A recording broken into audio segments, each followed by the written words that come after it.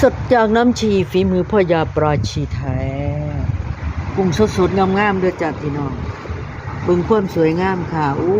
ยอ่อนซ่อนหลายพี่น้องเอ้ยแต่มันงามครับงามแน่แยกปลาออกจากกุ้งเรียบร้อยแล้วเด้ค่ะนี่เบิ่งแน่มื้อนี้มีแต่ตัวใหญ่ๆพี่น้องโอ้ยก็งามคักงามนี่อ่อนซ่อนหลายอ่อนซ่อนหลายเบิ่งเด้อพี่น้องเอ้ย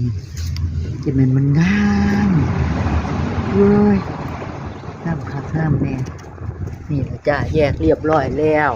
พุ่นน่ะปลามื้อนี้ปลาก็ได้หลายกุ้งผู้หายก็แยกออกมาดิพี่น้องกุ้งผู้หายแยกออกจากกันมาเลยมีแต่กุ้งสวยๆงามๆปลาก็แยกออกไปแล้วจ้า20 พฤศจิกายน 2568 นะคะ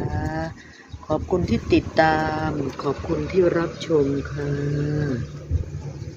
สวัสดีค่ะ